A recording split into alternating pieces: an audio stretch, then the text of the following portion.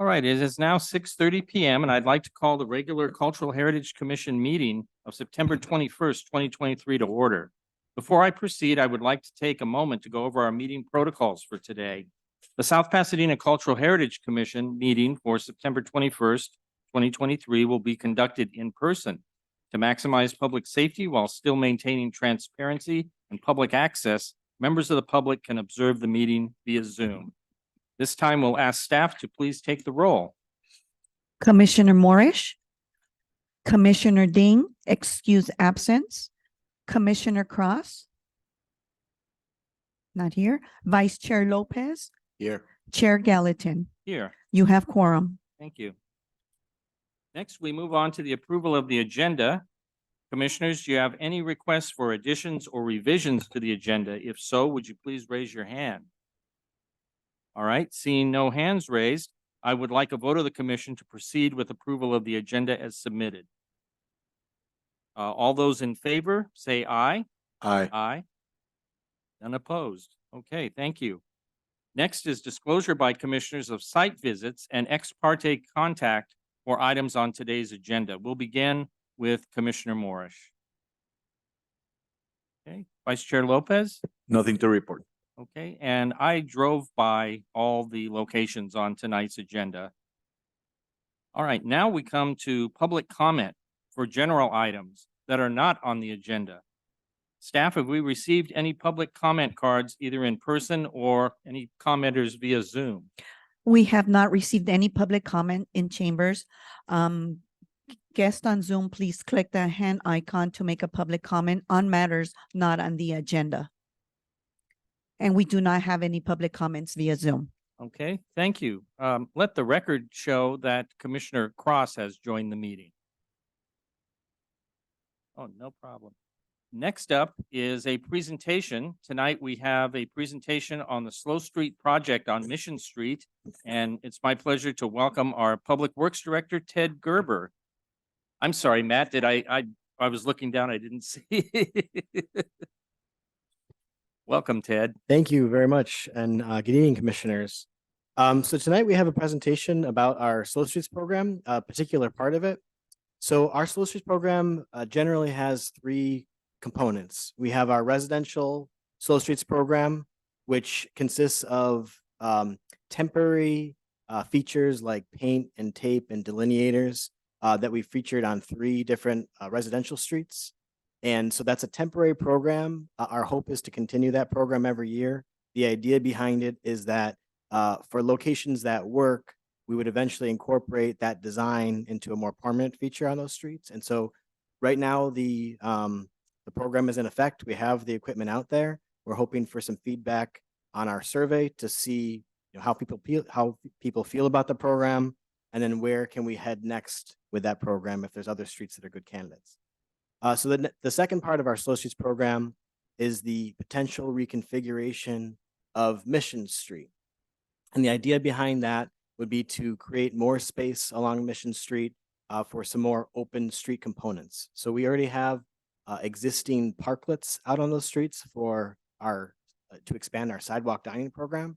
Our hope is that we could have other public spaces along the street, and then also to promote other types of active transportation, cycling and walking on the street by reconfiguring Mission Street. So that we went over our initial design with the Mobility and Transportation Infrastructure Commission on Tuesday night. We got some feedback, so we're moving forward with reconfiguring our design for reconfiguring. So you'll hear more about that later. Thirdly is our plan to reconstruct the existing parklets along Mission Street. And that's what we want to show you tonight. So we have our consultant. I want to introduce Philip Burns, who's a principal with the Arroyo Group. And Phil has been working on this design. We have some ideas to share with you. I don't want to steal too much of his thunder. Again, this is in theory, a temporary project that we're considering. If it works out, then that could become permanent. But we're really, what we want to focus on right now is an initial sort of pilot parklet to test the water, work with the businesses to see if this is something they would like to do. We've been speaking with Jones Coffee Roasters about implementing the first parklet at their location. And so we've shared some of these design ideas with them, and there's some way to go. But we would love your sort of nod of the head feedback tonight on our direction. So with that, I'm going to ask Phil to join at the other podium, and we'll be here to answer any questions you have.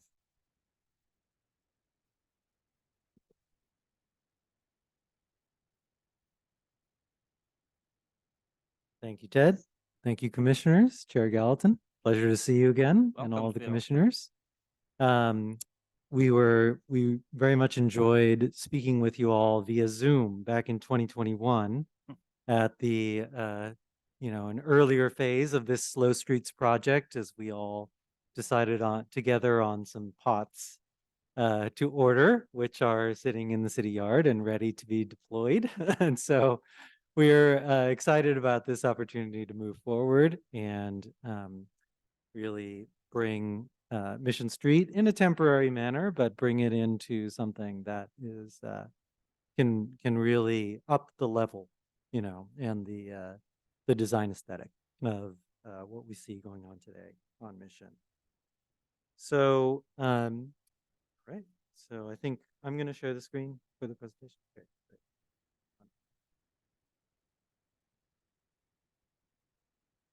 Just a second.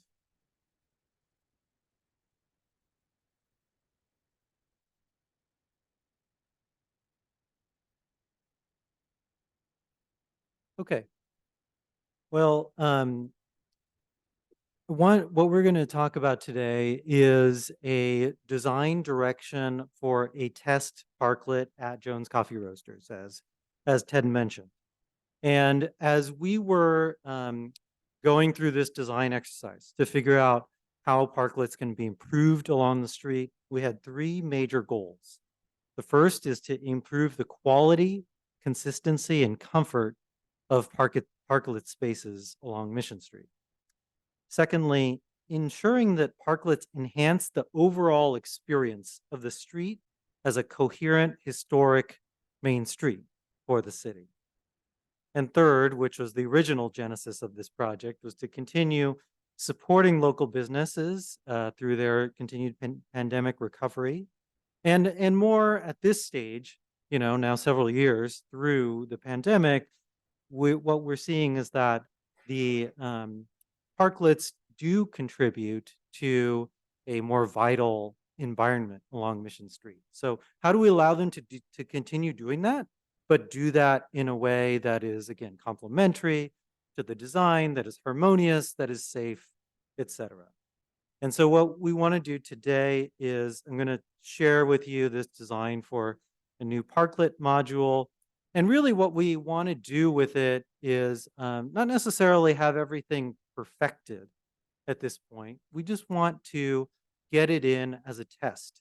And then we can in situ, all of us, right, can go experience it, figure out what's working, what's not working. And then, make changes as needed, and then be able to make changes to the design before it's implemented in a more general sense across Mission. Some of the key things that I would be looking for commission feedback on today are kind of the level of control or consistency that you feel is appropriate versus, the other side is allowing for individual business creativity and freedom. And of course, obtaining feedback on the design itself. So, looking across the history of these parklets now, a couple of years in, we've seen, we've seen good and bad, right? And they've been through several iterations. Now, at this point, a couple of the key issues that we're really trying to solve, you see on this slide, the way that the K rails just sort of ad hoc, they don't quite line up to each other because they're at an angle. They don't quite line up to the curb at the side. We have a variety of sort of temporary shade structures that are out there of various quality. The flooring also of various quality as well. And so in response to all this, back in 2021, with your with your consent, we went ahead, or, the city went ahead and ordered new flooring for all of those parklets, which is ready to be deployed, and then new pots as well, which can help to green the area.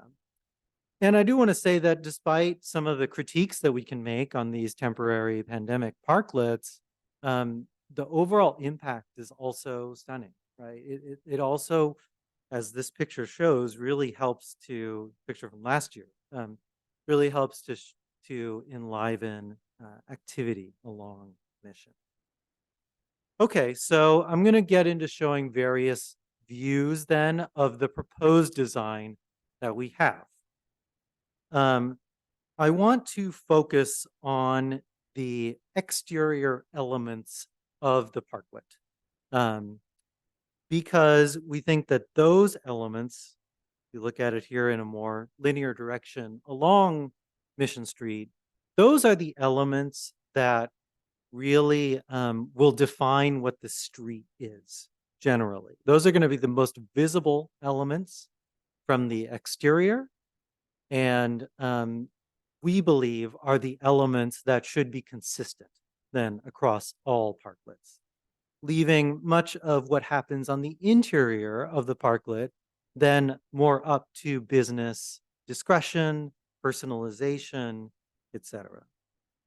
So the major elements of this design that you're seeing here, first is the exterior barrier. Now, due to safety and liability reasons, the city has determined that it's important to keep the K-rails or Jersey barriers as the exterior barrier to the parklet. And so working around that constraint, we said, okay, how can we make the best of this situation? And what we are proposing here is, green paint on the parklet, then with a metal and wood, but what you would see is the wood trim element along the top of the parklet. Along one side, along the right side, as you see here, there is a triangular planter, a custom planter that is here that is large enough actually to plant a small tree in. And then on the left side, or the non-traffic side of the parklet, is where we could put some of those pots that we ordered a couple of years back. We are showing as well a canopy, a standardized canopy that could be deployed at businesses' discretion, whether they want that or not, or they could, sort of stick to the umbrella strategy that's there as well. So those are basically the common elements that we are considering in the parklet design. So I'll show those and describe them in a little bit more detail. Seeing that view, this shows, in plan view, then some of the key elements, both those common elements as well as some of the potential business elements here. So along the inside of the parklet, I should probably describe that because we won't get back to that within this presentation. There's a variety of seating arrangements that we think would be appropriate for restaurants, and potentially these parklets could be used not just for restaurant dining, right? They could be used for other purposes as well, such as creating public spaces as a part of the Mission Street demonstration project. Therefore, and given Jones Coffee and sort of what they are as a takeout, type of restaurant, we've shown a variety of seating alternatives here. So there is your typical cafe seating, tables for 2 that's shown here. It could be tables for 4, obviously, but there's also bar seating. Perhaps individuals might come up there, work there for a while. Different people come in and out. Avoid the awkward, people wouldn't come and sit directly across from you at a 2-seater, but they'll certainly sit at a corner from you at an 8-seater table. A group seating table as well, an element for those. And we have design directions for those things as well. sort of as a longer term element of this project, a shorter or longer term element of this project. We also think that some upgrades could be made to the sidewalks themselves to improve the connectivity between the sidewalk and parklet. So you see here, you see some bike racks placed in certain areas. You see the existing street trees, but in front of Jones, for example, it's decomposed granite. Around those trees, those could be replaced by a brick paving that is in keeping with the brick paving that you see around the crosswalk, for example, and all around the corner of Mission and Meridian. Here's a front view, elevation view, close up on that trim element. And with planters along the top as well.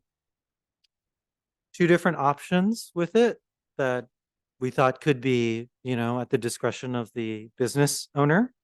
One that's just a simple trim element like that. You see the metal actually exposed there on the side, and then the wood trim on the top. And then the other one with the wood kind of fascia and metal planters then on the inside, which show over the top. The planting, for those planters could either be standardized or it could be individualized by the business. Here's a view kind of the corner. And so the corner here, you see that the K-rail actually has an angled piece that helps to make that transition between the straight on and the corner of the parklet. We were able to locate that, luckily, through an existing business. And then you see the custom planter that is proposed here, terraced planter, as I mentioned, large enough to grow a small tree inside of there. Currently showing with corrugated metal exterior on that. Colors could vary. And then you also see placing some of the pots, again, that have been ordered already, on either side of the street tree. And that continues as well, kind of along, show you interior view. I think this one will show you the best. Continues along all the trees, the street trees that you see in the streetscape currently. Okay, on the other end, here is the pot assembly there. So a larger one, that's a 60-inch pot. That's the largest pot that we've actually, sorry, I think this may be a little bit less than that. We did order some 60-inch ones, but I think this one is slightly smaller than that, maybe 48, 36. And then two of the smaller 24-inch ones there. The larger one being, again, large enough to grow a small tree. See a larger view of that, the pot that was selected earlier. And then here a view of the canopy element. Be looking at something that affixes into the trim element on the K-rail, and then the vertical posts, and then extending and connecting to the building facade in order to provide shade that can go on the top and as well as on the side when it's when the sun is low in the sky. So here you see the cable to facade connection there, and sort of a sense of what that might feel like. Okay, so that's an overview. I have more information if you're interested, but look forward to your comments. Thank you very much, Phil. We'll open it up to discussion and questions from the commission. Conrado, you're our resident architect. I'm really interested to hear what your thoughts are. What is the city providing, and what is the responsibility of the different owners of the businesses across the street? I think I'll take that one.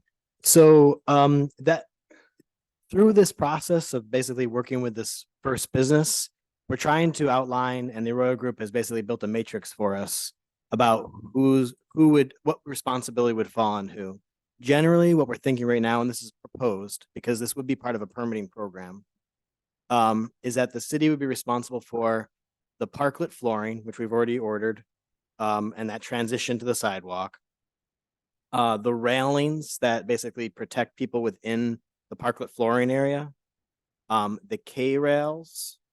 And we can talk more about that if you like. And then the facade, and the trees and the planters. Now with the trees, we may decide to go as the city has done traditionally, where whoever has the frontage for that property is responsible for the tree, much like a park, like a parkway tree. Or we may decide that the city would take care of that tree. That has yet to be determined. There's different ways we could go about that. So we would be responsible for that outside area.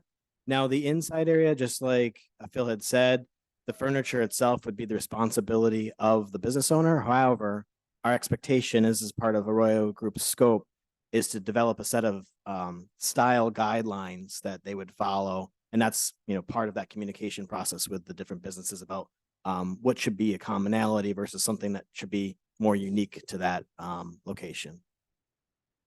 So, so the vegetation is great, but the watering of the vegetation is what's a tricky thing in here. And I think if we're gonna invest on giving pots or planting, that we need to be in charge of the watering, because I don't think we can count on the businesses to actually water those. They're not gonna take responsibility for that. And then I do like the idea of the design guidelines, because umbrellas of different colors are lovely. Easy ups, not so lovely. And I've seen some easy ups in places that do not look so nice. So Yeah. I think we wanna make clear recommendations of what doesn't look so nice. And, yeah. Besides that, the other thing that came to mind is attaching to old facades is kind of maybe a little tricky, so something to think about. But I do like the design of these kinds of shade devices. So those are nice. Also, you probably want to have height limits to what people can put on top of the K rails. Not sure what's good and what's bad. But I think by Jones, there's they put pieces that are higher, 2 or 3 feet higher than the K rail. In other places not. So we want to maybe control that a little bit. I think that should be consistent. So I have a comment on that to offer. For example, Jones Coffee, we spoke to them about that, and they are actually like that open concept where, people from the outside can see in what's going on and have that sort of lower profile. Also, from a safety perspective, especially where the parklets are near an intersection, we're concerned about visibility, signage, turning radius, and things like that. So that's all part of our Mission Street configuration analysis about what the limitations are on the parklet dimensions for that reason. Very good. I think that's all I have. Thank you. Thank you. Thank you. Commissioner Cross, would you like to go next? How far east will this go from the tracks? So our current plan is to replace the existing parklets. So right now, at the moment, we have one on the north side of Meridian, or north side of Mission at Meridian, south side of Mission at Meridian, and then there's one in front of Shiro's near Mound. So those are the initial 3.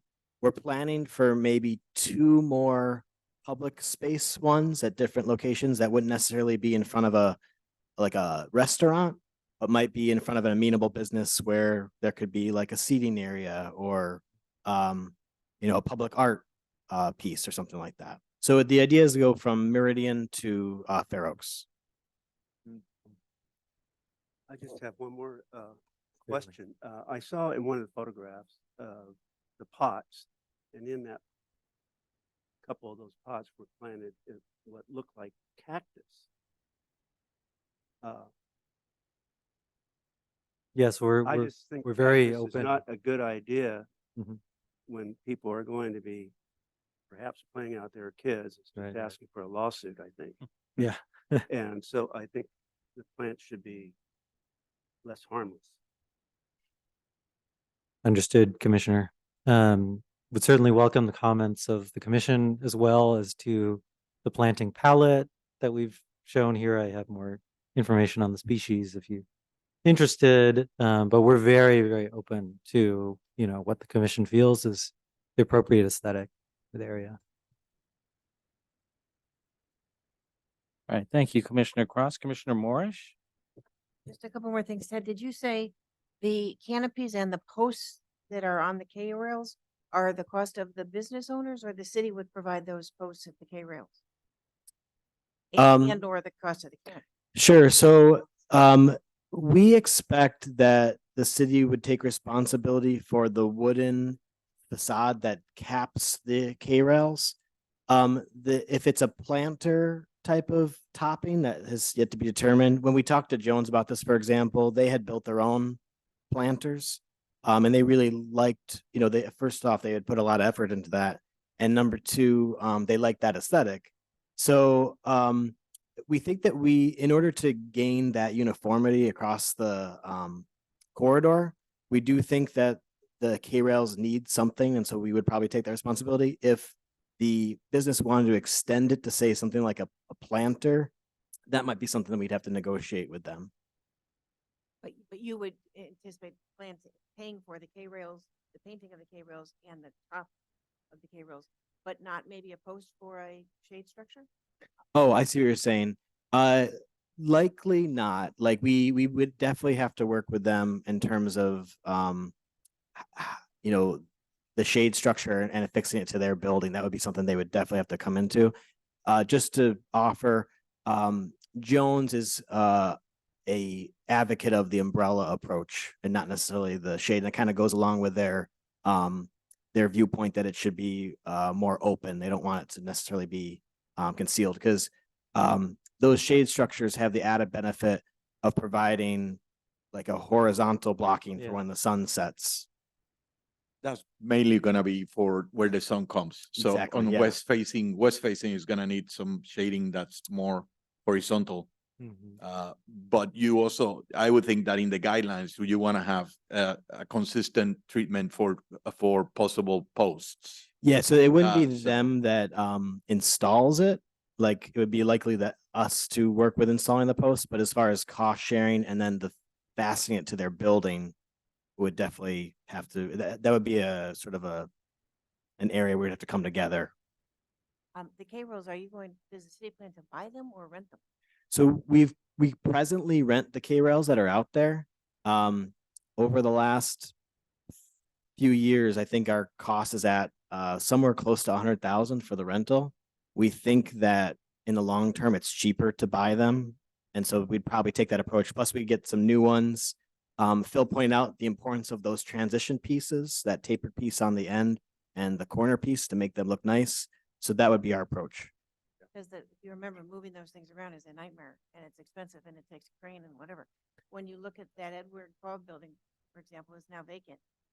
It more than likely will be a restaurant that will want some outside seating, but if it's a furniture store or it's something else, are we moving those things around all the time? And how temporary is this, given that the uses along Mission will change a little bit? That's worth thinking about. I don't know. Absolutely.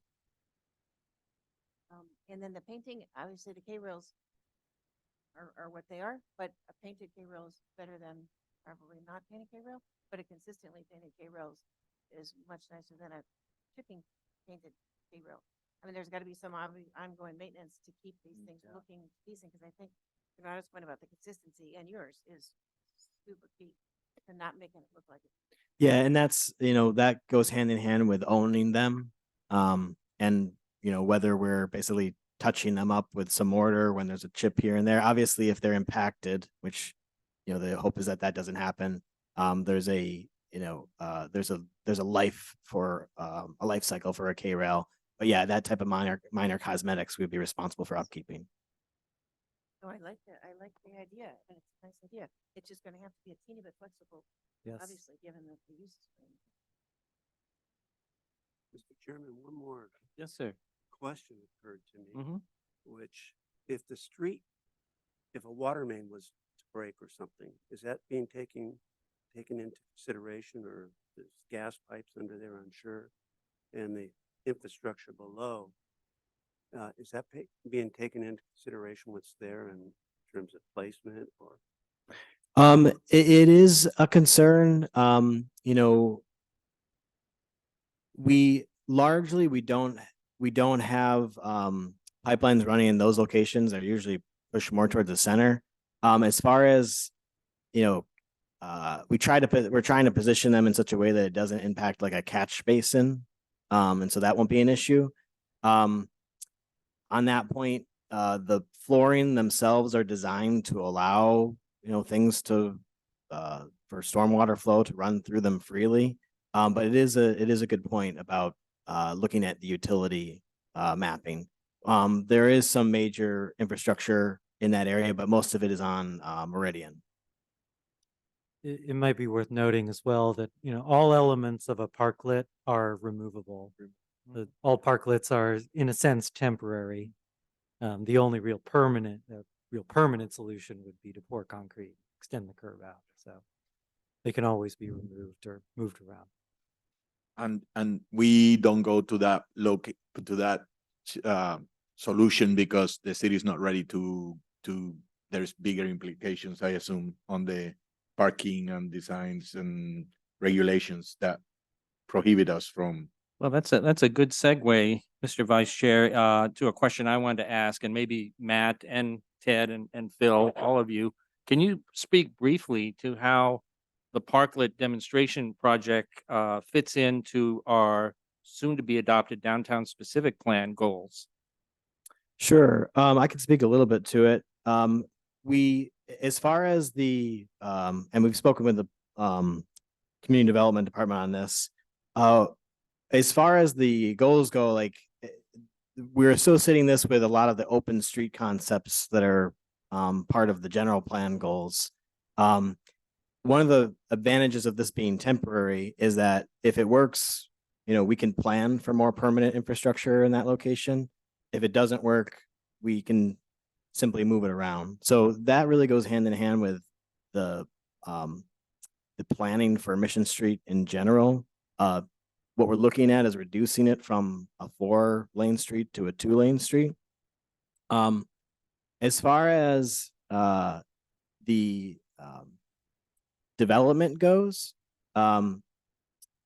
we expect that over time that the parklets will want to move them around. The idea is that with the Mission Street reconfiguration, it's either parallel parking that's there, or in some of our ideas, it's diagonal parking. But really, it's just a transition of making a parklet into parking spots or vice versa. So as developments occur, and one of the proposed parklet locations that we're considering is in front of the 1020 El Centro project, because there's really not a storefront there, and it's a perfect place for a public space. But when that eventually becomes a development, we may not necessarily want a parklet there. So the idea is that it's flexible. Generally, it fits into our general plan goals for use of that street, but we can move things around if necessary. Right. Well, I am pleased to see things starting to come together here, because I remember our Zoom call from now 2 years ago already.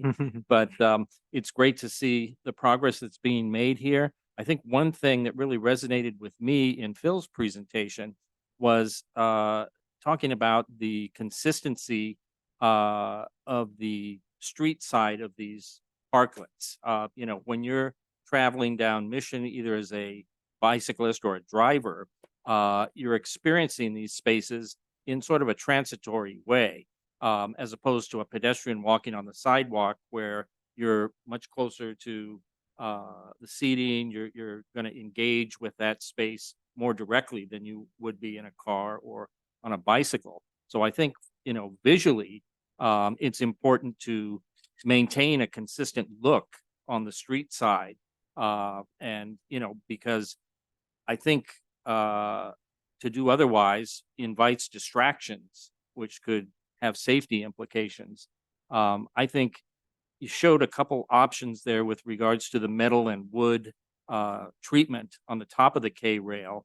And I think you said that it would be the choice of the business, whether they wanted just the fascia or whether they wanted the sort of the integral planter. My personal preference would be for the planter because kind of don't like to see the exposed metal there.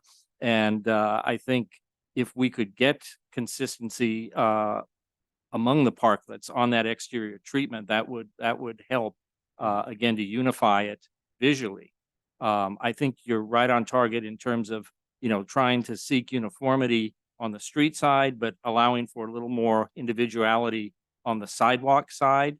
The shade structures are nice. Of course, my overriding concern in this all along has been this is in a National Register Historic District. So I'm a little bit nervous about affixing, attachments, eyelets or whatever to building facades. But if that can be done minimally invasively, if there are not other options for securing those shade structures, then I think the other thing I wanted to mention too, echoing what Vice Chair Lopez said, I think with regards to the maintenance as far as watering and things like that, it really would behoove us to have the city be responsible for that, because I just worry it's going to be inconsistent if you leave it up to the business owners. Some will do it, some may not be so thorough, and you'll get spotty results instead of consistency. So another question I had was, what, if anything's being proposed in the parklet in the way of lighting and electrical outlets? Yeah, the lighting, we were just thinking of string lighting Right. under the canopy. Mhm. And electrical, I'm not sure I can answer that. I don't. So, think we have- I was gonna say, per your comment about taking care and sort of the affixing of the eyelets Mhm. on the facade of a building. Many of the locations already have sort of they've strung out their electrical from the Right. building. Mhm. And so part of that idea would be, making that a little bit more, adding a little bit more oversight to how that electrical supply comes from the building, because really for this temporary structure, that's the only way to get it there. Running it along the ground creates a trip hazard. And so that would be the idea, is to somehow to take advantage of that connection to the building when we see it. When someone's doing an umbrella, we have to sort of take a different approach. In some locations, I don't think here we do have power to the city tree well. And so that is an option in terms of Mhm. providing electrical power. Mhm. But again, that's a city cost for a business's use, since we'd have to work out how Right. that would, Right. Yeah, and I think the string lighting would be perfectly appropriate. I know that in our specific plan, it talks about treatments for the alleys in this vicinity and introducing string lighting to dress those up, make them safer and more inviting in the evenings as a pedestrian path. And it's already been utilized at the I don't know what's the name of that town square. I guess it's the official name where Starbucks and Chipotle and those businesses are along that alley between El Centro and Mission. And it looks quite nice. So, all right. Well, I think that's about all the comments and questions I had. When can we look forward to our next update on this? Can I add Oh, one? certainly. So I think that to kind of go with it, you were talking about the consistency from the outside. I think the difference, if I remember correctly, the presentation is that it was a little bit higher when people wanted planters, and then if not, it wouldn't have that wing. And maybe the way to look at it is to have the wing be a permanent element for all of them, and people, and the freedom is for the from the other side to have a planter or not. But that wing is still there. And maybe that's the element, because you have a railing on the inside too, I assume because it's 42 inches to go above. Well, it's more so because of the potential gap between the K-rail and the parklet flooring. So we don't want people to step in there and kind Gotcha. of wrench their Gotcha. angle. So yeah, Gotcha. it's a protective So measure. it's that connection between, or lack of Exactly. a gap between Yeah. the parklet and the. But I understand your comment as far as concealing the railing with the additional height. No, but facade. so the additional height, I was thinking that maybe you can do without the railing, because that would give you the height to, for the 42 inches for not to fall over, but no, that was a different element. So I just think that if all of them have the T shape that you show here, and people decide to put planters or not, then that would be it. Now, the wood treatment, I love the idea of the wood treatment, but wood requires a lot of maintenance, so I don't have to tell you about that. But I'm sure there's plastic things that look very nice and could do the trick, kind of thing. So especially if they're gonna have plants and water on top of them, so, and rain.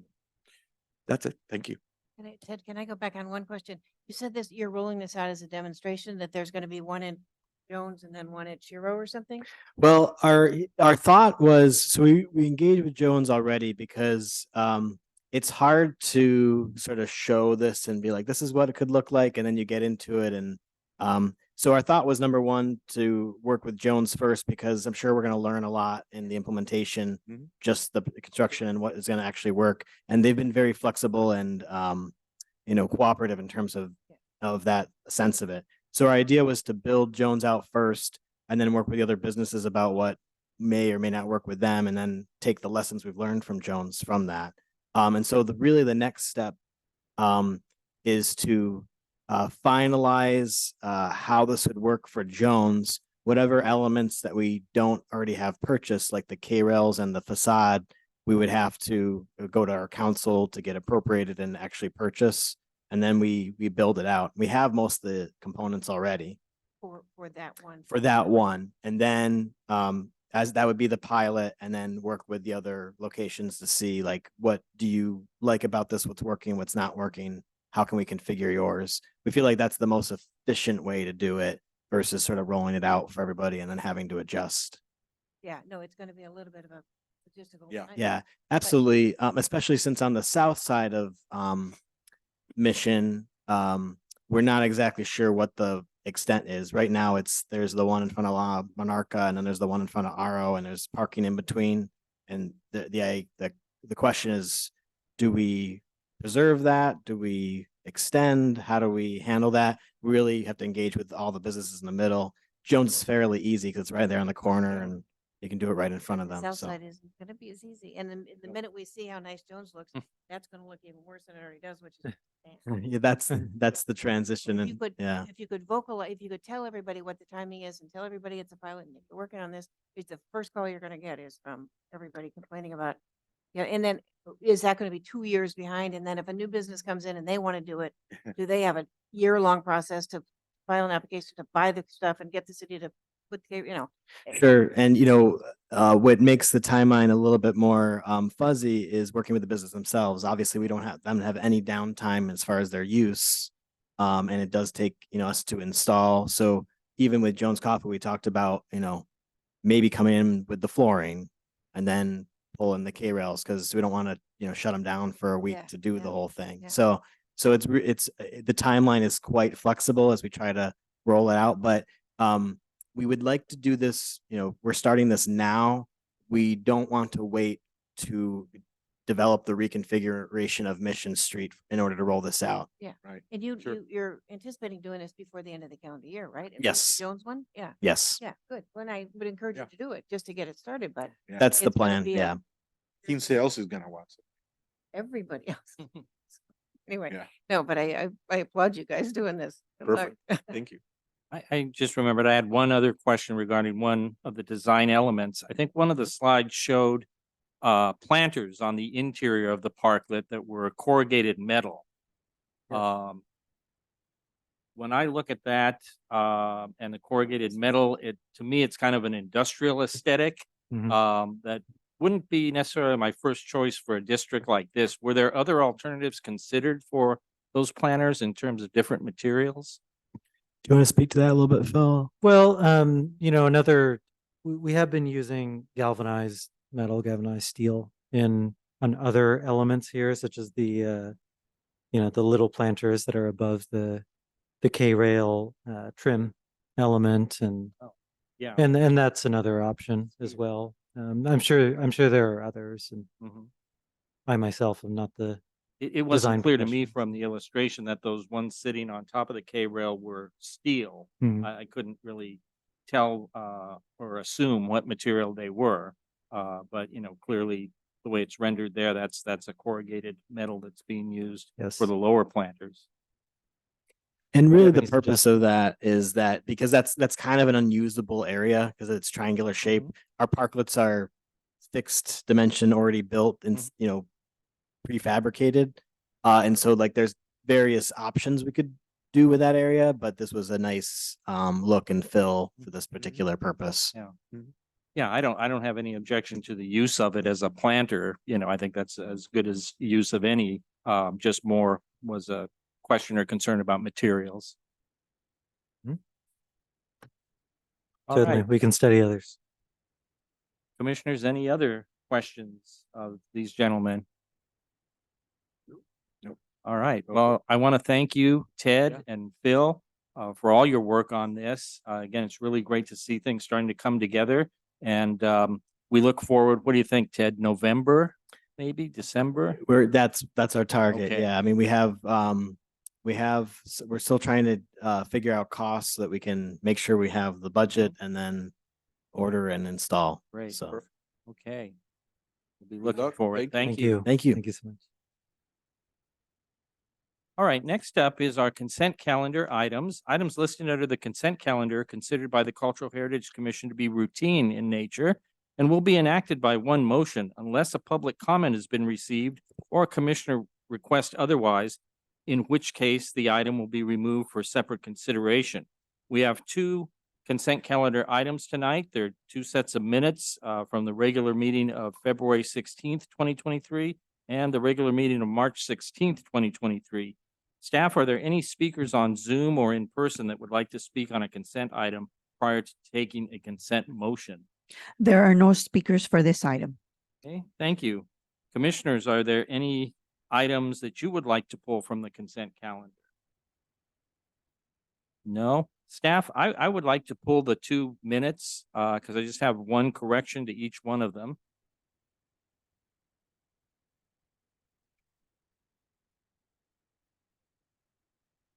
And with respect to the February 16th minutes, on page 5, in the second paragraph, it talks about training commissioners have attended in the past year, and it says including ethnic training, and I think you mean ethics training.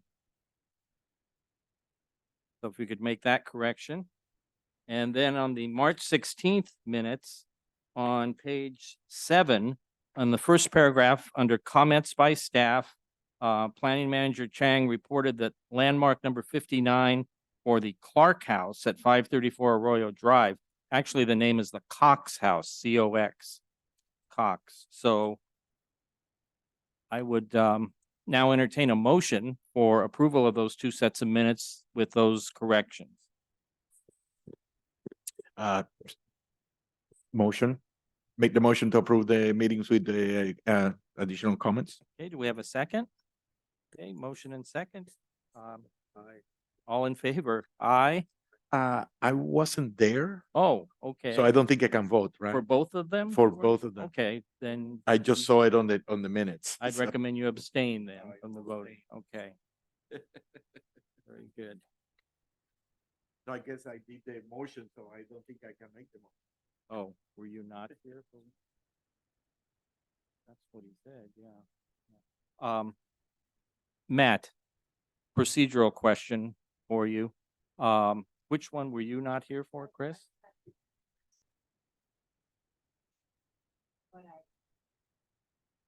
Um, Actually, in past practice, city staff consultant was the city attorney office. Mhm. What city attorney office advisement is, for example, if the commissioner missed one particular meeting, but if you watch the meeting, Oh. kind of find out what happened, you can still vote on because you did kind of find out what happened. You can still kind of motion and second and vote on say yes or nay. So And I will second.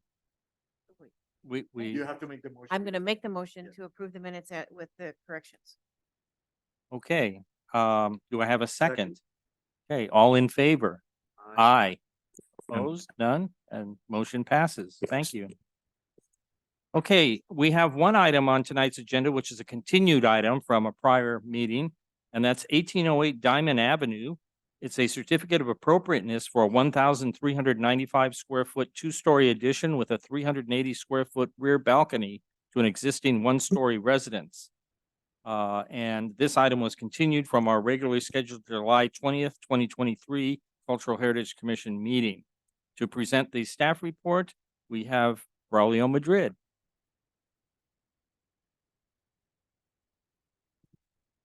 Thank you, Chair, and good evening, Commissioners and the general public. Thank you for being here today on this lovely evening.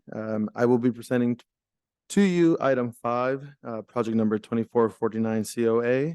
As mentioned by the Chair, my name is Braulio Madrid. I am an associate planner here for the city of South Pasadena.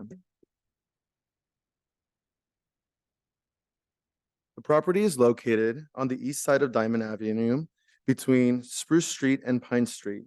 The underlying zoning for the property is RS for residential single family. The house was constructed as a one-story home in 1921 with a design influence of colonial revival. The property is a rectangular lot that measures approximately 7,518 square feet and is developed with a single-family home that measures a total of 1,229 square feet. The certification of appropriateness is requesting that the commission approve the proposed 1,395 square foot first and second story addition. The addition will include a 756 square foot first floor addition that will be expanding the living room, incorporate the staircase, and in addition to proposing a 217 square foot rear covered porch. The second story addition will total 369 square feet to add a primary bedroom, office, and bathroom. In addition to the second floor addition, the project proposes a 380 square foot balcony located at the rear. Although the size and location of the proposed project has not been modified from the previous meetings as requested by the commission, the applicant has made sure to incorporate the suggested design changes from the commission to help alleviate all the concerns regarding massing and compatibility. The primary change of the front facade of the proposed elevation is that the reduction of height on the second floor plate height. This modification will shorten the wall space between the first and second floor that is visible from the public right-of-way. As a quick note, the image to the right that is not highlighted in black was from the previous Cultural Heritage Commission, where the applicant was able to present the original design, and the bigger image is actually the current design that's being proposed per the changes suggested. Here we have the rear east elevation. In this elevation, the applicant has corrected the illustration of the east roof detail. Additionally, the applicant has included 8-inch wood siding on the first floor to complement the 6-inch wood siding on the existing home, where the previous design was proposing full stucco. Here we have the side elevation, specifically the north side facade. As recommended by the commission, the applicant has proposed a transitional strip from the existing and proposed first floor existing and proposed addition. Additionally, the applicant has extended the first floor roof to help alleviate the blank wall space. As mentioned in the previous slides, the proposed exterior material for the first floor has been modified to 8-inch wood siding.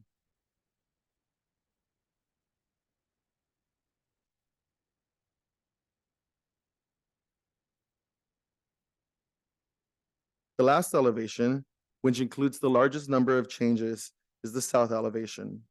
Changes to this facade include a new second-story window by the staircase to alleviate the blank space, a transitional strip from the existing and proposed first floor, and again in between the proposed first and second story has been added as requested by the commission during our last meeting. The applicant has also included details of the wood railing in the development plans and has replaced the first floor stucco with the 8-inch wood siding.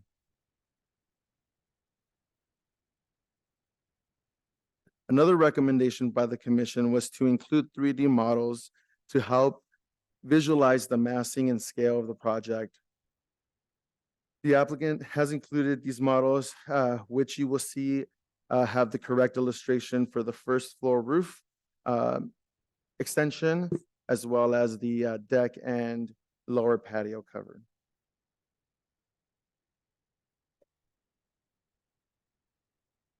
Another comment given by the commission during our last hearing was that the applicant include a 45-degree line of sight to illustrate compliance with our code.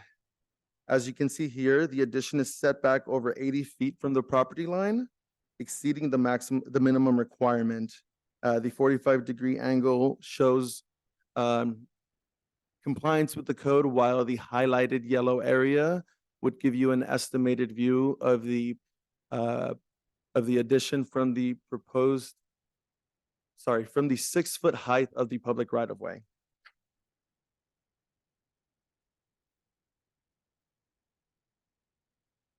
One other request to add to the development plans was the adjacent properties in the front elevation to help understand consistency of the second story.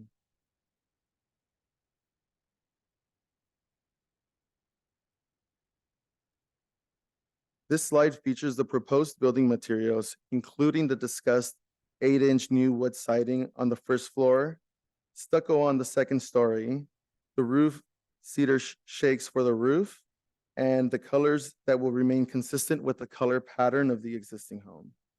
Additionally, the applicant has added the construction details for the proposed wood railings.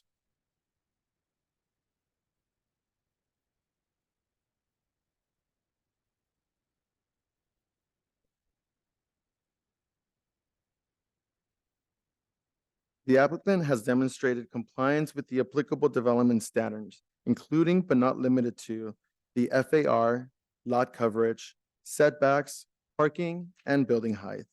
As a reminder, the project's FAR only includes habitable building area.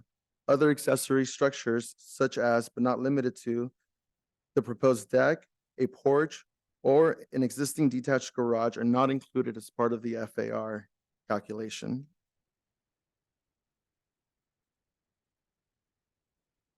The staff report includes discussion of compliance with the SOI standards and the South Pasadena design guidelines. The following references of the design guidelines have been included to prove compliance. Starting with page 36, which discusses protecting the existing roof form. Page 36 addresses the location of the addition compared to the existing historic structure. Page 38 discusses the perceived height and scale of the proposed addition. Page 39 discusses the location of the building needing to be towards the rear to minimize the visual impact from the street. And page 42, which discusses consistency with the proposed architectural styles for any proposed windows or with the proposed changes that the commission recommended during our last hearing. The project is in compliance with the SOI standards and as well as the South Pasadena design guidelines. Thus, staff recommends the following: that the Cultural Heritage Commission find the project exempt from CEQA pursuant to section 15301, class 1 for existing facilities, since the project addition is less than 10,000 square feet where public services and utilities are already available and is not an environmentally sensitive area. And pursuant to section 15331 for class 31 for historic resource restorations and rehabilitations, as the project will propose modifications and alterations to the existing locally designated potentially historic resource. Lastly, staff recommends approval of the proposed addition, subject to the recommended conditions of approval. This concludes staff's presentation. I am here to answer any questions you may have, but we also have the designer here available to answer questions. The designer does not have a PowerPoint for you tonight. Very Thank you. good. Thank you, Braulio. Does anyone have any questions for staff? I'll start with Commissioner Cross. No question.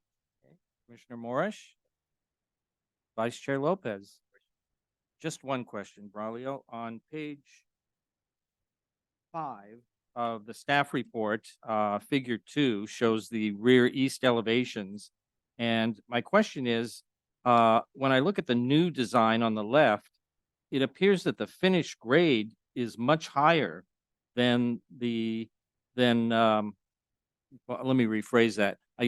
My question is, why is the finished grade so much higher when the height of the house was reduced by a foot? It looks to be, at least in this representation, as tall as it was before. Yes, that's a very good question. The property is actually sloped downwards towards the back. Oh. So you see a little bit more of the height Mhm. with the rear elevation. However, when we measure total height of the building, it is from highest grade. I'm sorry, it's from highest grade? Yeah, Correct. okay. So it was drawn incorrectly before. Correct.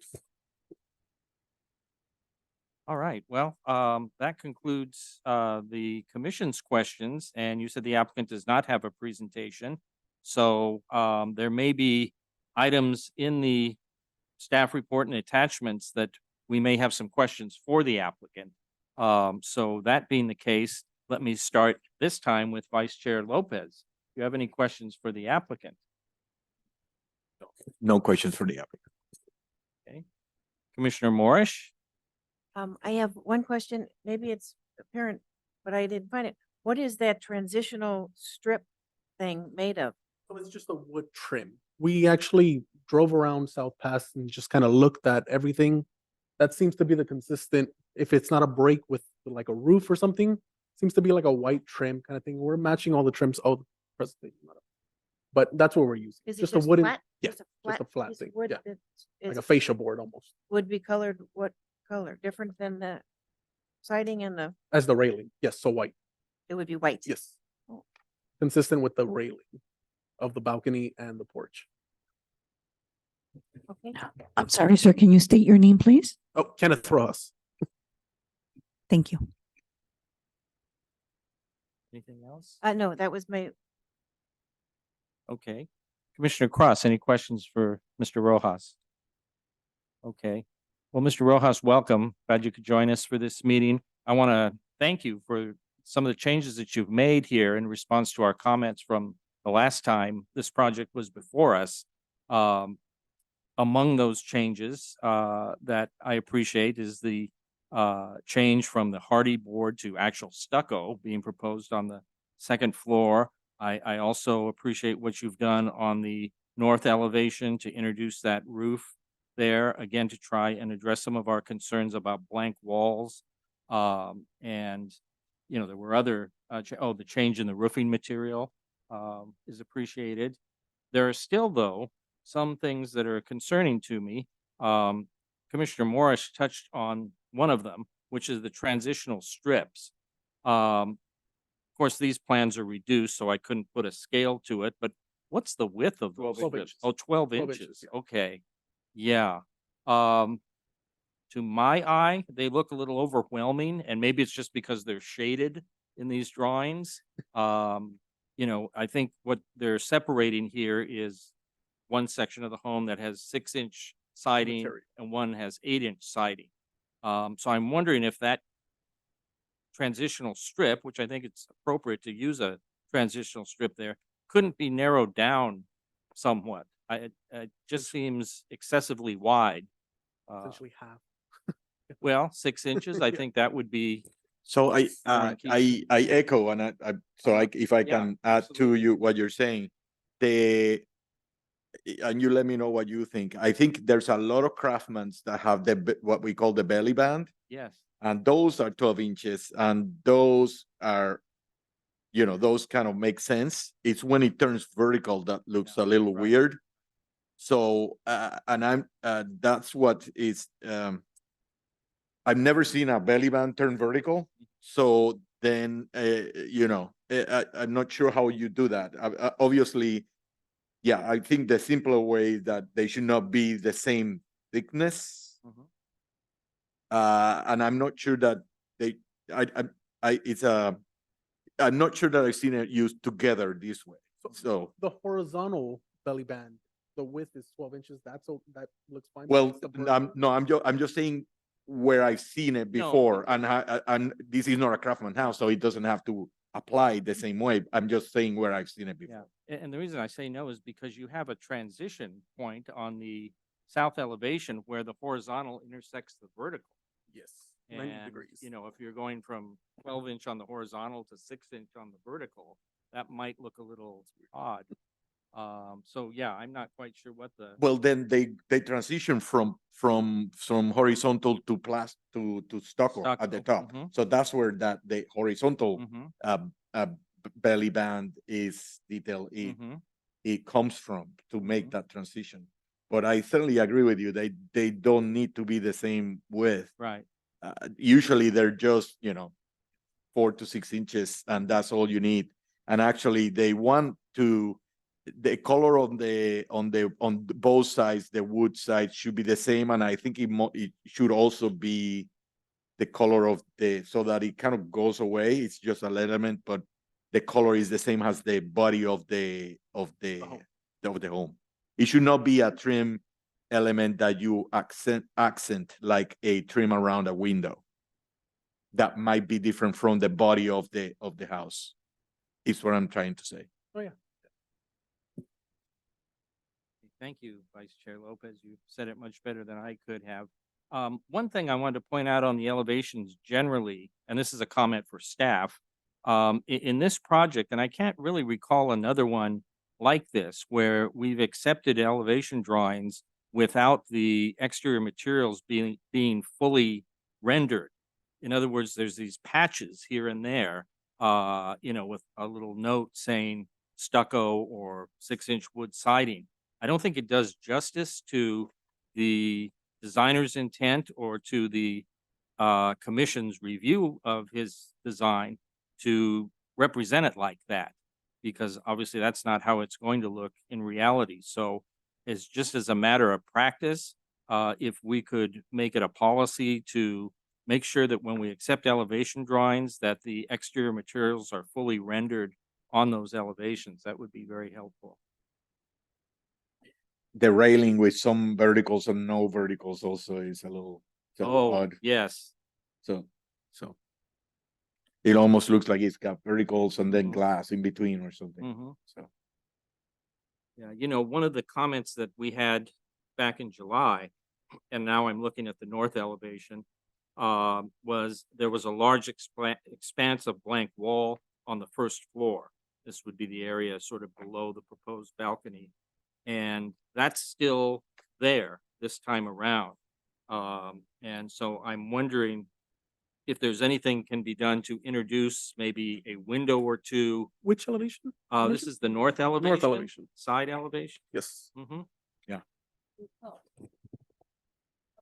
Well, it certainly helps, but you still have a rather large expanse. I don't know how many feet that is between, the corner of the wall and the first window. That is a bedroom. That could have a tall kind of long window in there. And well, that leads to my second comment on the windows, both on the windows that were added to the north and south elevations. the windows that have been added in this version are not consistent with the windows existing on the house. You look at the existing windows on the house, they're taller than they are wide. And these three new windows are all wider than they are tall. Now, I recognize that I think in one case it's a closet. I think in another case it's a stairwell A and restroom. maybe a bathroom in the third case. But still, I think to be consistent with our design guidelines and the Secretary of Interior standards, I think it'd be important to respect the prevailing pattern of the fenestration where you've got windows that are taller than they are wide.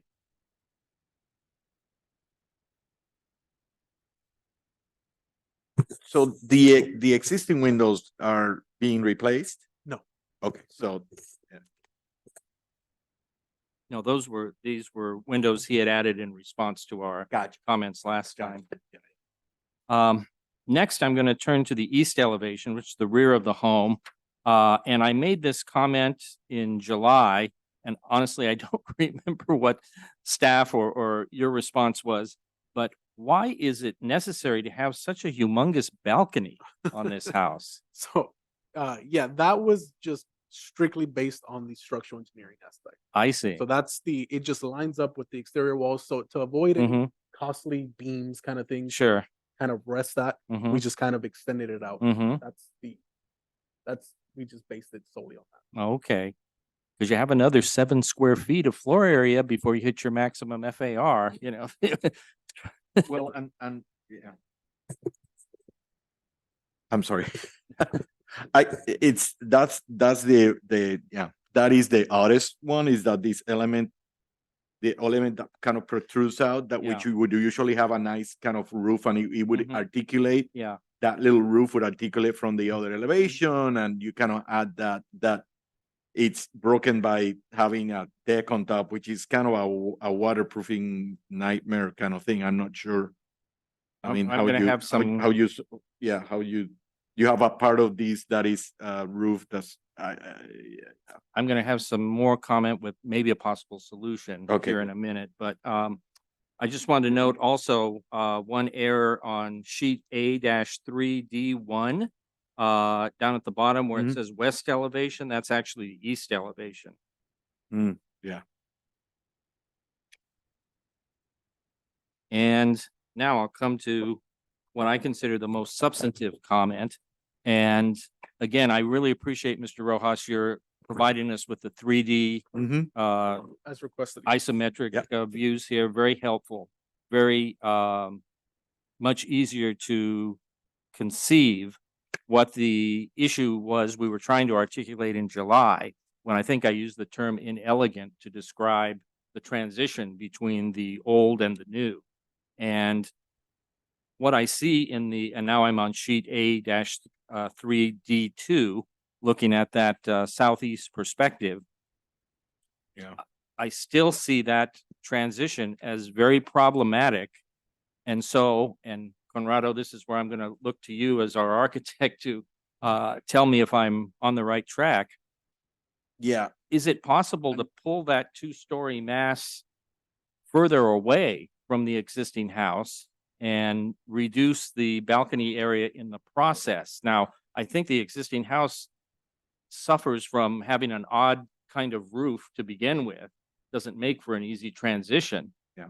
But right now, again, it's like, bam, they collided and they're Well, right up against one another. And I'm not sure that, can you see those two lines in between where it's A3D2? Mhm, The two mhm. lines in between the one roof Yeah. and the new volume. Mhm. That's a cricket. Right? You have Okay, to get yeah. the water. The water is gonna come down towards the new. So you have to have a cricket so the water runs down the facade out Mhm. to the. So this is a way to solve the water, but Mhm. it's not a very elegant way to solve the volume of Mhm. the new house, Right. or these two connection, and it's similar to what we were talking about with the other house that we discussed before, is that connection between the two of them. Yeah. It's a bit odd Yeah. in here. I mean, I know it would cost more money, but the better way to go would be to kind of extend the existing roof and kind of touch the new volume there. in some way. Mhm.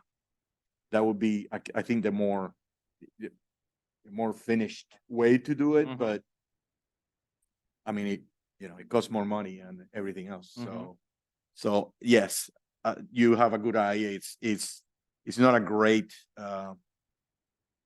because I think if you move it back, which is what you're Yeah. proposing, Mhm. just a couple of feet or something, Right. then you create a gap in between the two of them. Well, that's just and, it. and You it's a better way to maybe solve one problem, but create a new one because you're creating a void there as kind of an unusable space, you know.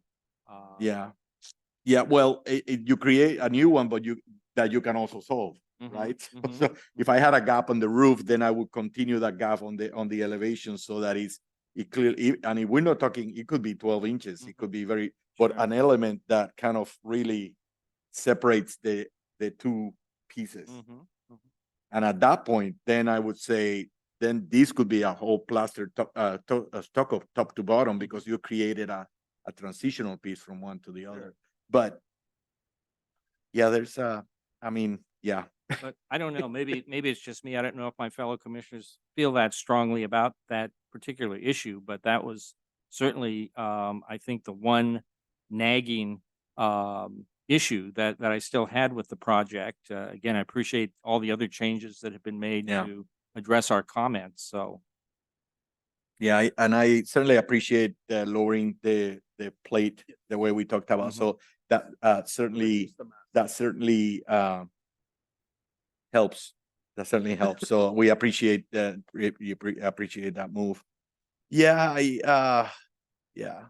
I mean, like we said before, I think conceptually is the right scale and it's in the right location and all these things. Is how do we get to these kind of elements, that how many people are going to see it? There's a gray area there, right? Yeah, So, well, that's again why, Mr. Rojas provided us with the sightline Right. diagram. That Right. was helpful too, Yes. because as I think I shared at the July meeting, I have seen a couple of projects that came before us and looked really great in that sightline review. It's looked like, oh, you're barely going to see that, and then when it was built, not quite. So I do appreciate that, and again, also lowering the plate height helped. So I find myself in uh, in a ambivalent about it. I can't, because I would like to to fix these things, but I don't know how fair is it to ask them to fix these things. I mean, Well, I think, and this is just my opinion, I'm open to others' opinions. I think our charge as commissioners is, can we look at this and say that it meets all of the required findings and that it meets all of our design standards and it meets all of the Secretary of Interior standards? Mm. If we can, great, make a motion for approval. Mm. If we can't, then we have several options. I mean, one would be to just make a motion for denial and Mm. the applicant can appeal it to the city council. Yeah. Or we could form a subcommittee Yeah. and have him work with a subcommittee to iron out any outstanding issues. So I think, So here's what's tricky about that is that the way I read our kind of guidelines, Mhm. these follows, I would say, 90% of these guidelines, Mhm. right? I tend to think of it, I can be generous with the guidelines, but there are things that, I mean, has architecture, there are odd things, right? And there are some odd things about this architecture. And the problem is that they're not odd things that are meant on purpose, that are just odd Mhm. things that are happening on it. Now, can other people see these odd things? And where does our responsibility ends from the public view? And not only that, but then the balance of what the owner wants, right? Sure. Personally, I wouldn't have, there's two main issues we're discussing. A second floor balcony this size is not necessarily, when you are sacrificing the architecture, the volume of the bedroom downstairs that gets the balcony above. I think if you completed that volume as a clean volume Mm. with its own roof, whichever shape it is, I'm not telling you what shape it is, you will still have a pretty sizable balcony. So in that regard, I think, and then I have to balance that with it's in the very back and nobody can see it. Yet has architecture, is so close to you getting a very good balcony on the second floor. So that I'm torn, and I think we should fix it. I think I'm gonna stay strong on. I think the architecture needs this termination to be resolved a little better than it is now, because I think the negative side of it is you get a slightly smaller balcony. You're getting I think the balcony is big enough the way it is without it. So if the second floor loses the balcony above the bedroom, I think architecturally will look better, and I don't think you lose that much by it. I mean, just to be honest, I mean, that's a pretty good sized balcony, and in reality, it's not like the first floor that you're in your backyard and you have your grill, you're doing all these things. It's in the second floor. I don't know. I have a balcony on the second floor. I barely go out there, so you know. Right. So I would say that one is, and then the other one, the way the roofs connect, we've been really talking about it in other, and to be fair, we have been very consistent with asking these things of other applicants. So it feels not right not to do the same here. I think the connection between the two volumes is not quite right. And everything else, you've done, you know, the other parts, but really those two are kind of strong elements that I'm not sure I can support. No, we're still on questions for the applicant. Oh, geez. Yeah. Sorry. Yeah, I'm sorry. We've Okay. gone all And day. I just wanted to note too, when I was speaking earlier about our options, I laid out two, which was deny the project or form a subcommittee. And there's actually a third option, which would be to recommend approval, but to add conditions of approval that address any concerns we have. So we've certainly done that in the past. Yeah. Let me see here. Okay. Any other questions for the applicant? I appreciate your patience. Yes. Sorry. Okay. No other questions for the applicant. Now I will open the public hearing. Staff, are there any public comments for this item? We have not received any public comments in chambers.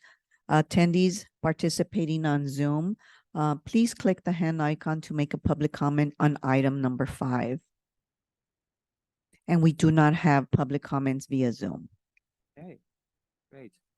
Now we will go into commission discussion. Well, first I will close the public hearing and have discussion amongst the commission. And Chris, would you like to begin that discussion? Yes. I would, because it looks like we're very close, and I think he's amenable, the architect seems to be amenable to working with us. Mhm. I think there are 3 main issues. 1, the width of that transition piece. 2, the roof as the second story meets the first story, and 3, the size of the balcony and potentially the roof over the bedroom. Mhm. Those feel like things we could approve in concept with a chair review or some Mhm. review that you design them into what we think you're going to do. And then you could be well on your way. Perfect. Does anybody else have any major concerns besides those 3 with this design? Nope. Can we I do, think can we do a I vice can- chair review? That's a good, yes. motion right Okay. there.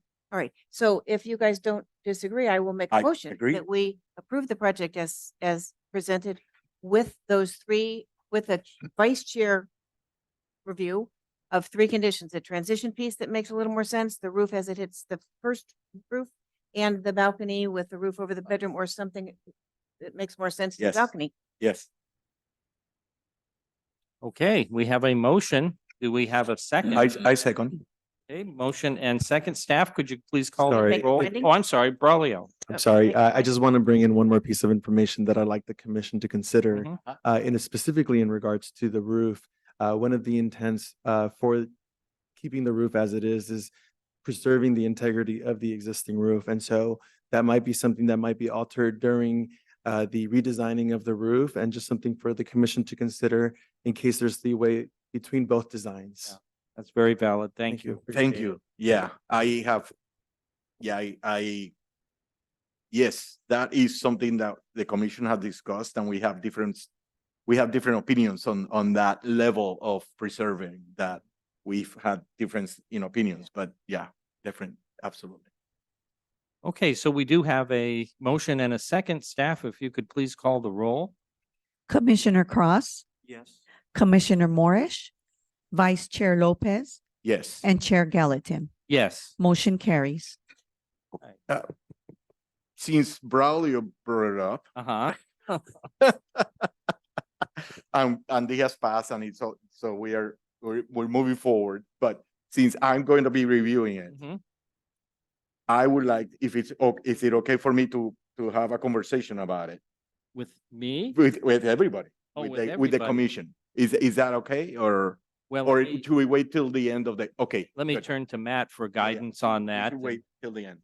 No, I think we need to have a discussion now since we're still in this item. Right. I think Vice Chair Lopez can definitely start a conversation. I think if there are substantive changes to the motion, we need to do motion and second again. Yeah. Okay. Because there was a Okay. motion Okay, so to have the three items. If So, there's substantive changes, Braulio then brought motion second again. up a good point, and I know it's something we've discussed, and we have slightly Mhm. different opinions. So in my opinion, it would be okay for, let's look at it. Oh, A3D2. That the original roof of the house slopes like that in between the two elements. Right. To me, it would be very acceptable to just have that line go straight and hit the new addition. Mhm. That, to me, but that changes the existing roof. So I just want to make sure to me, that would be Yeah. okay. So I just want to make sure that how the It commission. does, feels about that. and while I appreciate Braulio raising that concern about preservation of the integrity of the existing roof form, I think there are plenty of examples that we could point to where projects, second story additions complied with the secretary standards and our guidelines Perfect. and made appropriate, that's the key word, transitions between old and new. Right. And, differentiation is required by the standards. Okay. Okay, Thank you. so I think now we can take the roll. Yes, okay. Commissioner Cross, Yes. Commissioner Morris, Vice Chair Lopez, Yes. Chair Gallatin. Yes. Motion carries. Hey, congratulations. Thank you. Thank you. Okay, we will go on to our first public hearing item tonight.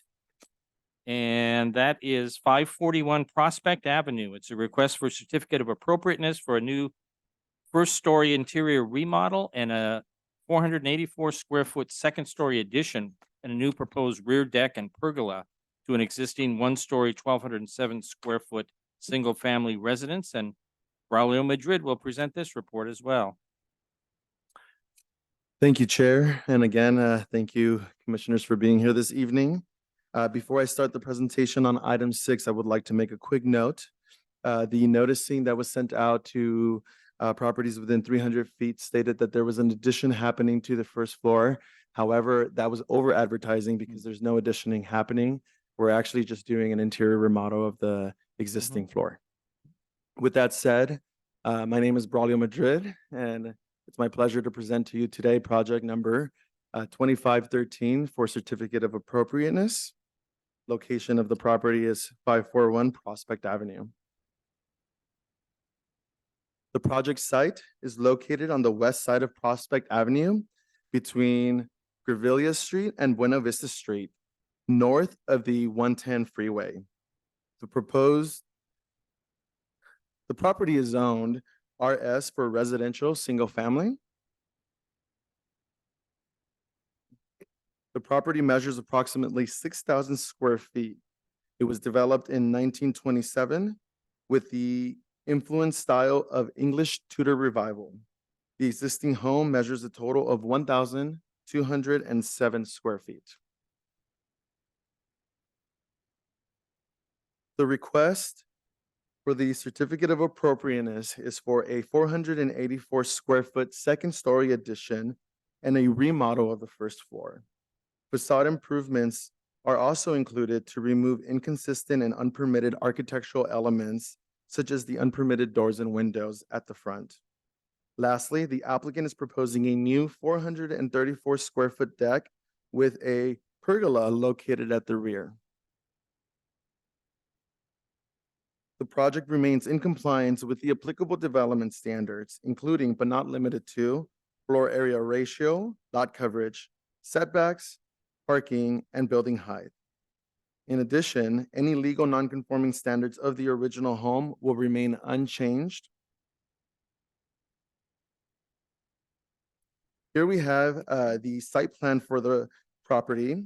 The proposed addition is in red, located on the second floor, and outlined in purple is the proposed deck.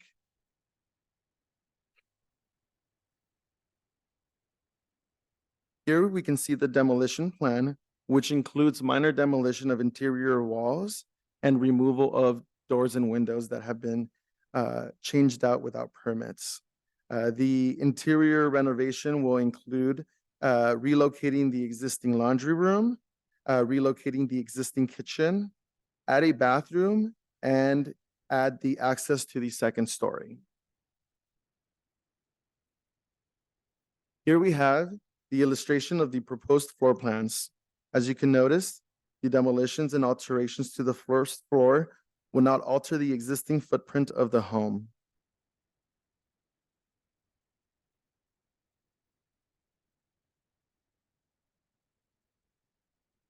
The addition does not alter the original style of the home or modify its original features, elements, or spaces. Other minor improvements to the facade have been included to rehabilitate the home.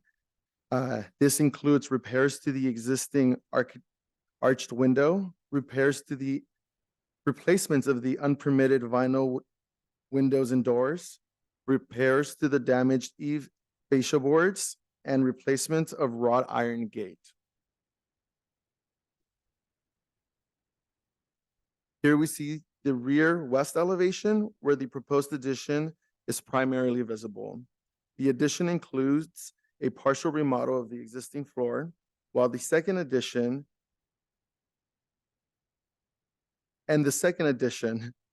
with a new deck that measures under 18 inches in height and the new pergola. The applicant is also proposing new doors and windows to be consistent with the style of English and Tudor Revival, as well as the skylights to be part of the new roof addition and in compliance with SOI standards. The proposed south elevation illustrates the proposed second story addition in the dashed lines, with the proposed elevation of the pergola that is located at the rear.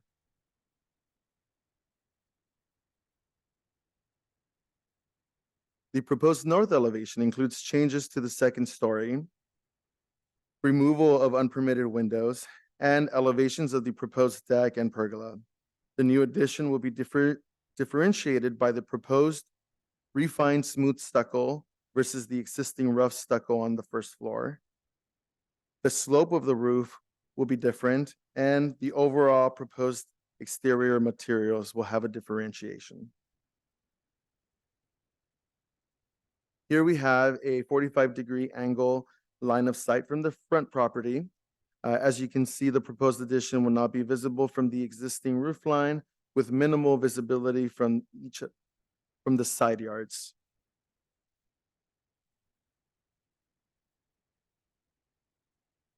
As mentioned, the proposed roof will include the skylights which are in this roof plan. The details for these skylights can be found in the packet as part of the attachments.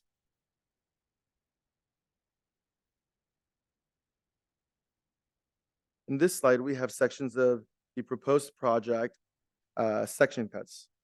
The total plate height of the second floor will be lower than the first, ranging from 1 foot, depending on the pitch of the roof. The attic on the existing roof will remain as is.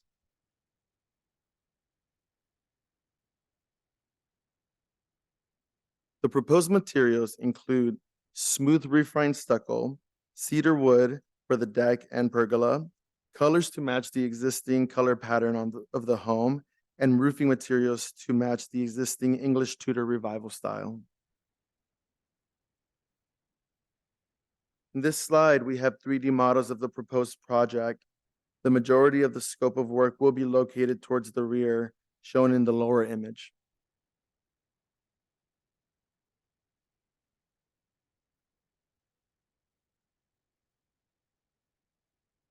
The staff report includes discussion of compliance with the SOI standards and the City of South Pasadena design guidelines.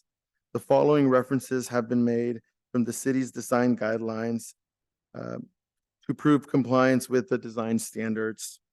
This includes page 26, which is protecting the existing roof form, page 27, including consistency of the proposed dormer to the existing style, and regarding the proposed skylines on historic resources. While page 36 addresses the location of the addition, page 37 discusses compatibility with massing and scale. Page 39 will provide guidelines for visual impact from the location of the proposed addition to the public right-of-way, and page 42, which discusses windows that are consistent with the window styles of the architectural influence. As proposed, the project remains in compliance with the SOI standards and the city's design guidelines. Thus, staff would recommend the following: that the Cultural Heritage Commission find the project exempt from CEQA pursuant to section 15301, class 1 for existing facilities, since the project addition is less than 10,000 square feet, where public services and utilities are already available and is not an environmentally sensitive area.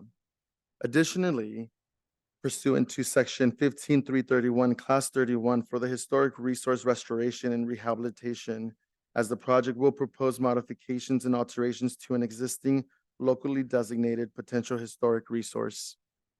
Lastly, staff recommends approval of the proposed addition subject to the recommended conditions of approval. That ends staff's presentation. I am available to take any questions of the commission, and we also have the applicant present here to answer any questions. Very good. Thank you, Braulio. We'll see if there are any questions for staff. Commissioner Cross, any questions? Commissioner Morris? Vice Chair Lopez? No questions. Braulio, of course, I have to have one question, and that is on page My 2 pleasure. Page 2 of the staff report under project site description. I just wanted to be clear. I understand from the report that the historic resource assessment is not a requirement in this case, but was it done because the previous resource code for this was a 4X, which basically means it's never been documented, right? So Yes, this was that is done correct. to update that and to make a determination as to whether it qualifies as a historic resource. Thank you. I'll make sure to note that. Thank And you. I'm so sorry, can you mention one more time Yeah. which page you're referencing? Page 2, under project site description on the second paragraph. Thank you. Okay. Does the applicant have a presentation? Okay. Thank you. I will now open the public hearing. Staff, are there any public comments on this item? We do not have any public comments in chambers. Attendees participating on Zoom, please click the hand icon to make a public comment on item number 6. And we do not have any public comments via Zoom. Okay, we will now close the public comments and have discussion amongst the commission. And Chris, would you like to lead off with any comments? Have many comments. I think that they are restoring this house and putting in better windows and doing a lot of good things for the house with a very minor addition that seems to fit very well for me. So this is a pretty easy one for me.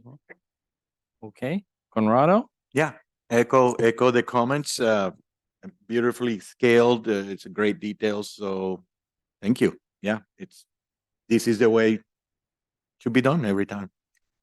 Good example. Okay, Bill? No comments. If I was to walk by after this project is Mhm. complete, I don't think I would even notice it. Correct. Mm-hmm. Okay, well, don't fall over everyone, but I have no comments or questions on this one.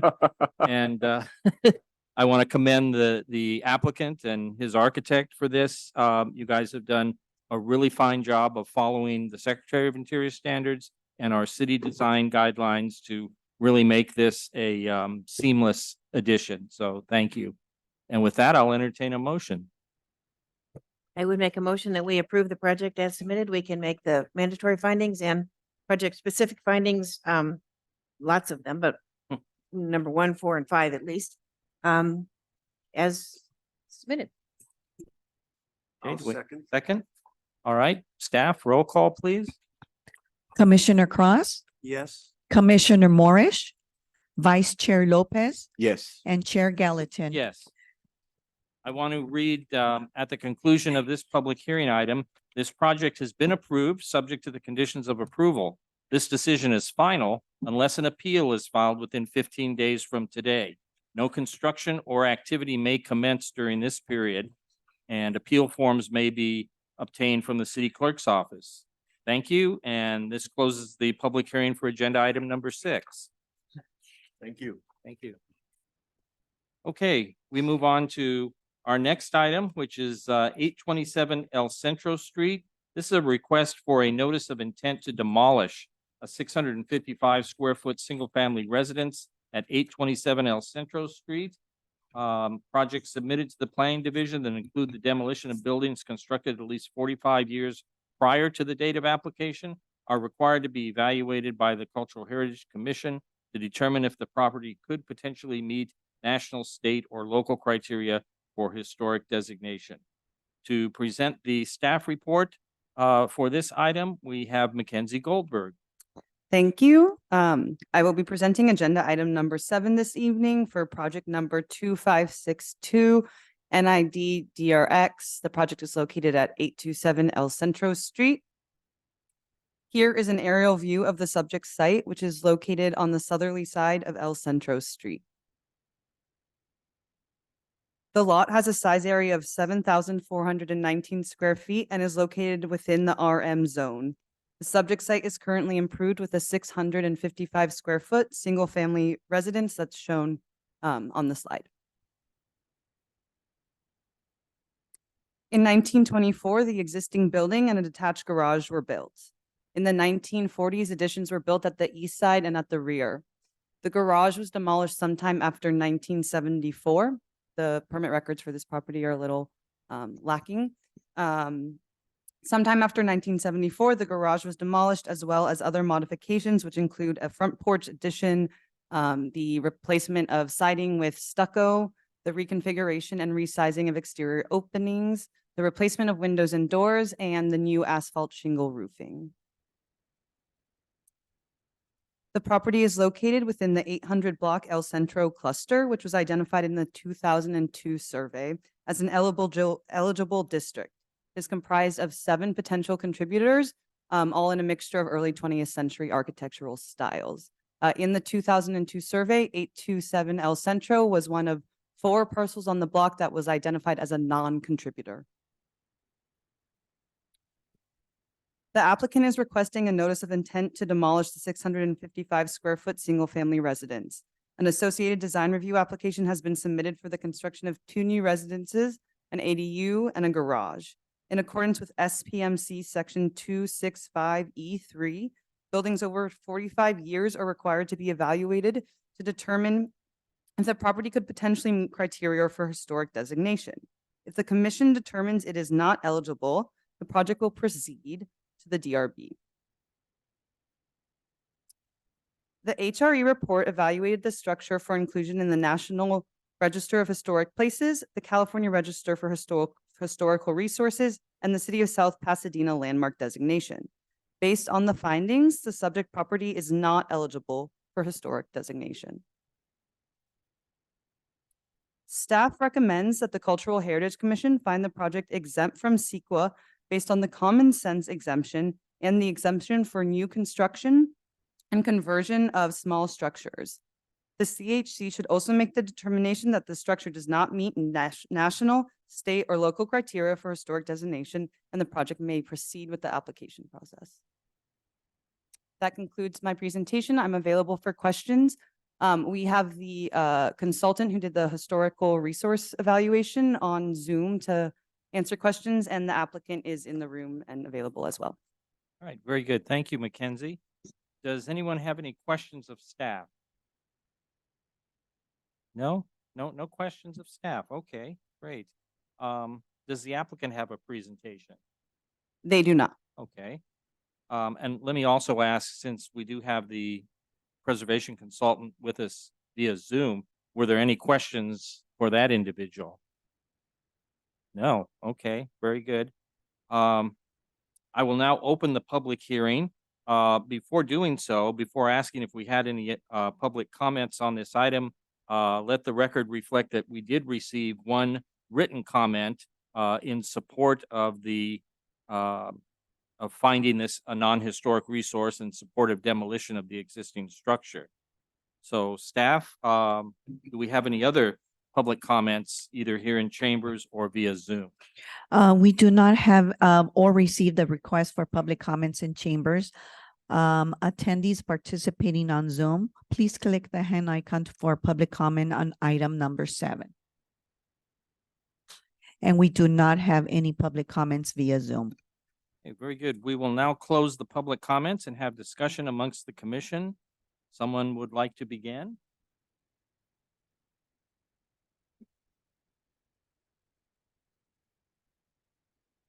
Please should. Moving to approve this.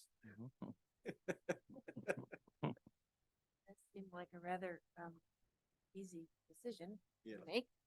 That this would be exempt from CEQA and that there's no determination to be made that it's historic of any kind. It should be able to proceed along its way in the development process. I thought it was gonna be part of the courtyard project, but. I thought that for a couple minutes too, looking at where it was positioned, but that's okay. Yeah, I think this one is about as straightforward as it comes. I have no questions at all, no comments to make, and would entertain a motion. Motion to not find this a historical so that it can move forward to demolition. Okay, we have a- Historical historical that it does not meet the national, state, or local criteria for historic designation. Okay, do we have a second? I'll second. Okay. I'll third it. Staff, can we please have roll? Commissioner Cross, Yes. Commissioner Morris, Vice Chair Lopez, Yes. and Chair Gallatin. Yes. Motion carries. Okay, I want to thank the applicant and everyone associated for your patience. This project has been approved subject to the conditions of approval. This decision is final unless an appeal is filed within 15 days from today. No construction or activity may commence during this period, and appeal forms may be obtained from the city clerk's office. Thank you, and this closes the public hearing for agenda item number 7. All right, we've concluded our public hearings for tonight, and we move on to administration. Our city council liaison, Znaimer, is not present this evening, so we will go to comments from commissioners. Are there any comments from any of our commissioners? No? No? Okay. The only comment I wanted to make is I did have the privilege of attending virtually a workshop put on by the California Preservation Foundation last month on interpreting National Park Service guidance and other canonical text, which was a half-day webinar looking at not only the Secretary of Interior standards, but many of the technical bulletins that the National Park Service has put out related to different preservation issues. So that was useful and informative, and always helps to keep your education current on these things. So that's all I had to report. Any comments from subcommittees? No, okay. Has been quiet. All right. Comments from staff?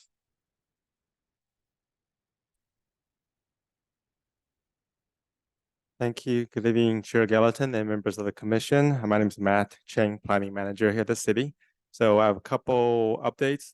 First of all, Public Works Director Ty Gerber wants to thank the commission for your valuable input earlier this evening. And also he forgot to mention something about upcoming Public Works community meetings. So some of you know, or most of you know that Public Works gonna have several capital improvement projects to improve the major thoroughfare in the street, particularly Vermont Avenue, Fair Oaks Avenue, and then Huntington Drive. So for the next several years, there'll be a transportation project. So staff gonna pass out the flyers, but also staff gonna pass out the flyer put in the chamber for future meetings that in the next several weeks, next week and also in October, Public Works is gonna have the community meetings and also try to solicit feedback from the community on what those grants Public Works receive should be used for type of a transportation project. So Public Works staff as well as the consultant from Public Works will be attending those community meetings, and also there'll be like an open studio so the general public can walk into the library community rooms in the next couple of weeks to talk to the consultant, talk to Public Works staff, to share your ideas, what you envision to see those transportation project improvements should be. So staff will pass out the flyers after the meeting. And second update is our typical general plan, downtown service plan update. As many of you know, for the past several months, we've been busy taking the item to planning commission, city council meetings. So we're getting close to a finish line now. So next Wednesday, staff will be presenting the general plan, downtown specific plan to city council for recommendation, recommending city council to adopt the general plan, downtown specific plan, rezoning effort and also many items in the zoning code. One of them being, for example, we're gonna lower the inclusionary requirement from 20% to 15%. So for example, a developer wants to put a condo, a large scale project, we're gonna only require 15% to be affordable instead of a 20%. Because that's was one of the requirements that the state wanted us to make the project more feasible for the developers. It's more likely those projects being built. So, and also the other items will increase the density for medium and high density. We're still going to keep the density for single family residential neighborhoods, but we increase the median and high density density per unit, density per acre to increase that number. So, and also to encourage multiple family project in the city. So we'll welcome the commissioners and also community members to attend either in person or via Zoom next Wednesday's city council meeting starting at 7 p.m. And also I think city clerk just posted the city council agenda a little bit earlier tonight. So if you want to see the agenda packet, you're welcome to view it.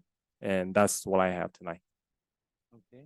Matt, I had one question. I believe, I don't know if you were part of the contingent, but several of our planning staff attended the state APA conference, American Planning Association conference up in Fresno. Any pearls of knowledge to bring back to us from that? Staff will invite Associate Planner Mackenzie Goldberg and Associate Planner Braulio Magia to provide, since planning manager, I was here at a Mm, city council meeting. I wasn't Yeah. able to attend the conference. Yes, Chair. That is, in fact, four of us planners got the privilege to be able to attend this event, and where there was multiple conversations specifically about general plan updates, recommendations for the city to make sure to get ahead of the next general plan update. We also received a lot of guidance in regards to discussion of density bonuses, for example, and the complexity behind it, the importance of training lower level staff to be able to review projects at the counter, as well as discussions in regards to potentially future changes of our fees. One of the most interesting workshops that I went to was the discussion about does unit size matter? And the whole topic was there's a lot of cities out there that are now um, applying cost per square foot, similar to our building process. However, where this makes it a little bit easier for lower density projects, they acknowledge the problem that it can cause when it comes to higher unit level density projects.